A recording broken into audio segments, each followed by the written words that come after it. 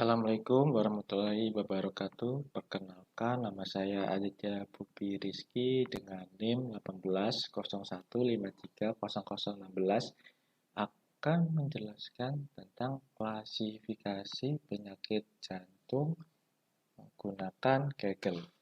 Pertama-tama sebelum kita memulai, kita harus memasukkan datanya terlebih dahulu.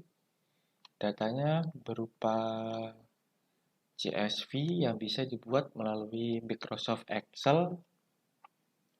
Lalu jika sudah membuatnya, tinggal menggantinya dengan format CSV. Jika sudah, kita tinggal memasukkan data, lalu menguploadnya. Di sini saya tidak menguploadnya karena saya sudah menguploadnya, jadi saya tidak akan menguploadnya lagi. Lalu kita lanjut.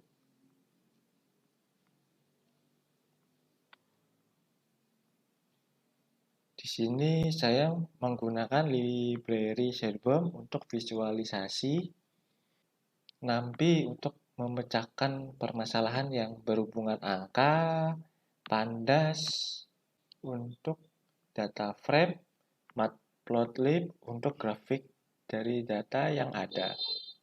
Lalu kita run. Di sini tidak muncul dikarenakan ini semua adalah library pendukung. Lalu selanjutnya, saya melakukan pre-processing data untuk menggunakan Pandas Data Frame untuk import file CSV. Data ini yang tadi kita masukkan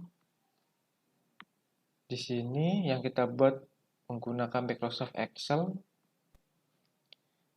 data head untuk menampilkan data tersebut. Lalu kita run. Maka hasilnya seperti ini. Hasil ini menampilkan hasil dari Microsoft Excel yang tadi kita buat. Lalu selanjutnya menampilkan data ISNA. Fungsi ISNA yaitu mengembalikan nilai boolean. Lalu kita run. Dengan fungsi bantuan ISNA dan sum, kita tahu bahwa dalam dataset yang saya miliki di sebuah kolom tidak ada nilai yang kosong.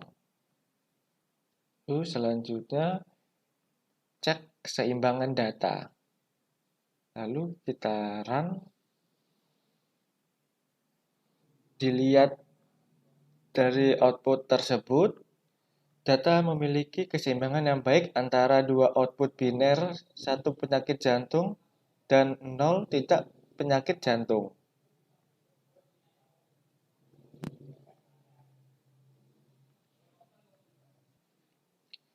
Lalu selanjutnya di sini saya menggunakan fungsi subplots untuk menghasilkan dua bar chart sekaligus dan menyesuaikan ukurannya. Dan fungsi complot yang bertujuan untuk mengplot jumlah titik data di setiap kelas bidang kategorikal.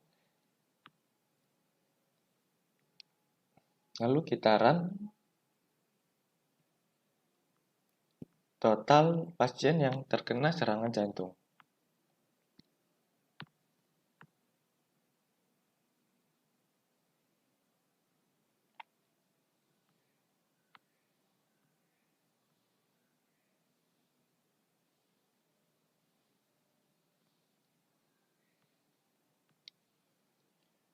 Lalu selanjutnya menghasilkan output presentasi yang tidak terkena penyakit jantung yang 0 tadi dan yang terkena penyakit dengan angka 1 kira-kira bisa berapa persen yang tidak terkena penyakit dan berapa persen yang terkena penyakit. Print untuk memunculkan hasilnya. Lalu kita run.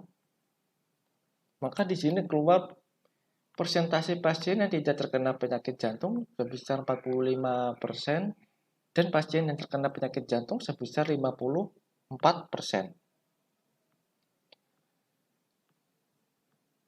Lalu selanjutnya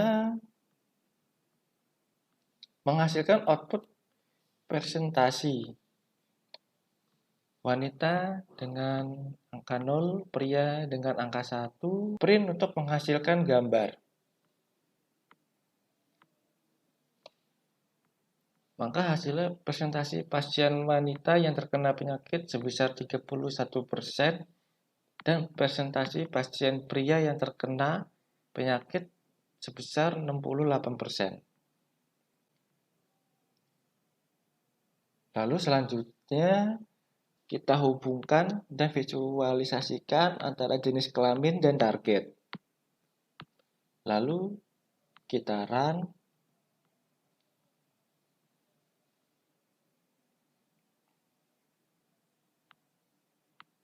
Maka keluar grafik seperti ini. Dilihat dari grafik yang dihasilkan, jumlah pasien pria yang terkena penyakit jantung berkisar antara 80 sampai 100%, pasien wanita 60 sampai 80%, sedangkan yang tidak terkena penyakit jantung untuk pria berkisar di atas 100 pasien dan wanita sekitar 20 sampai 30%. Lalu selanjutnya visualisasi data umur untuk mengetahui min dan median, rata-rata dan nilai tengah. Lalu kita run.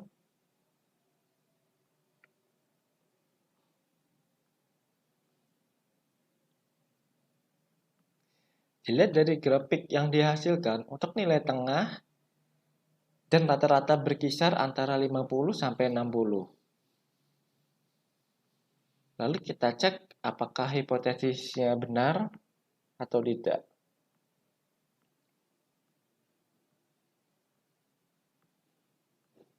Lalu kita run.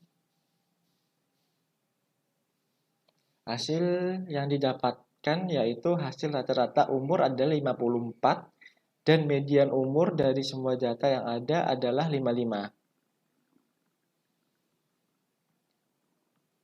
Lalu selanjutnya mencoba memvisualkan hubungan antara umur dengan target data dengan program seperti ini. Lalu kita run.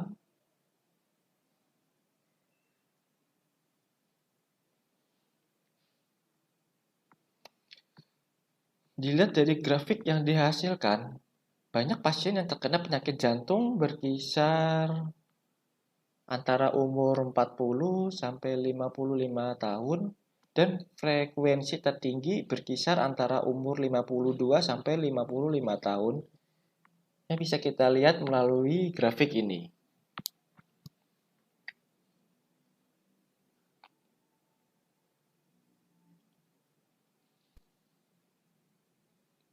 Lalu selanjutnya visualisasi data hubungan antara talat maksimum heart achieve, hold peak, depresi ST, eksang, ada keluhan angina atau tidak, dan target memiliki penyakit atau tidak.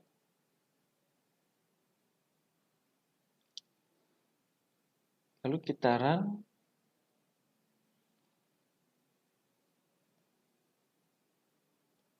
Di sini ada dua grafik. Grafik 0 sama dengan yang tidak punya, 1 sama dengan yang punya. Dilihat dari grafik ini, pasien yang tidak berolahraga atau tidak ada keluhan angina atau eksang yang memiliki heart rate berkisar 120 sampai 190 talat berkemungkinan memiliki penyakit jantung. Hal ini masuk akal karena depresi ST yang rendah menghasilkan orang pada risiko lebih besar untuk penyakit jantung. Sedangkan depresi ST tinggi dianggap normal atau sehat. Lalu selanjutnya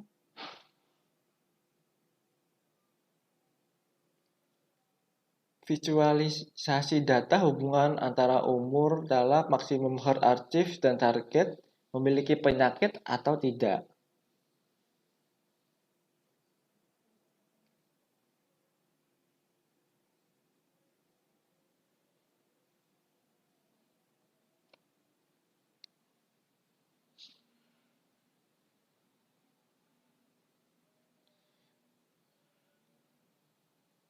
0 sama dengan tidak punya penyakit, 1 sama dengan mempunyai penyakit.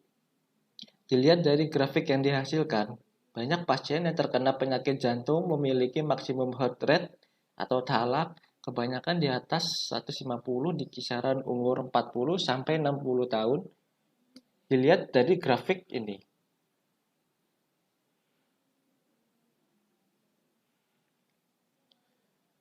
Lalu selanjutnya visualisasi data banyak pasien yang terkena penyakit jantung berdasarkan kemiringan segmen pada latihan puncak ST. Lalu kita run.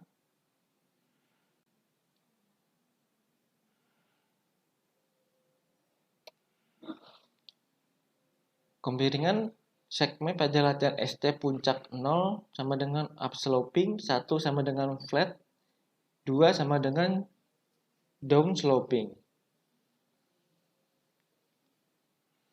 Dilihat dari grafik yang dihasilkan, banyak pasien yang terkena penyakit jantung memiliki kemiringan segmen downsloping dan banyak pasien yang tidak terkena penyakit jantung memiliki hasil kemiringan segmen flat. Dilihat dari grafik ini. Lalu selanjutnya, visualisasi data banyak pasien yang terkena penyakit jantung berdasarkan hasil racing elektrokardiografi. Taran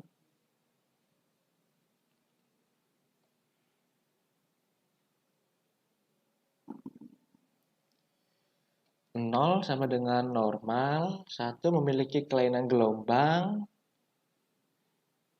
2 menunjukkan kemungkinan atau pasti hipertrofi ventrikel kiri atau pembesaran bilik kiri jantung.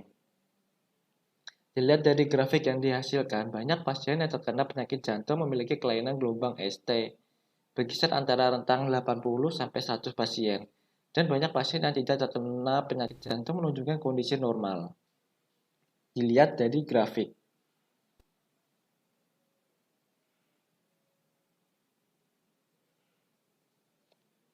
Visualisasi data banyak pasien yang terkena penyakit jantung berdasarkan FBS.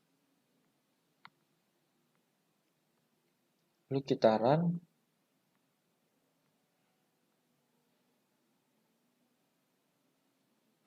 Dilihat dari grafik yang dihasilkan, banyak pasien yang terkena penyakit jantung memiliki fasting blood sugar kurang dari 120 mg, yang berarti tidak ada indikasi diabetes dan hanya sedikit pasien yang terkena penyakit jantung dan diabetes. Dilihat dari grafik ini.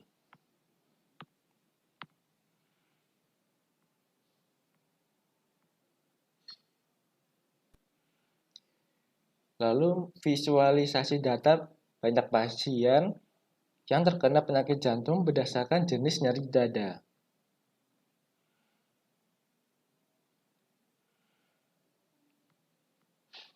Jenis nyeri dada 0, tipikal angina. Untuk 1, atipikal angina. Untuk 2, non-anginal pain. 3, asymptomatic. Dilihat dari grafik yang dihasilkan, banyak pasien yang terkena penyakit jantung memiliki jenis nyeri dada non-angina pain, dan banyak pasien yang tidak terkena penyakit jantung memiliki jenis nyeri dada tipikal angina. Bisa dilihat dari grafik ini. Mungkin cukup sekian penjelasan dari saya. Apabila ada kesalahan, mohon dimaafkan.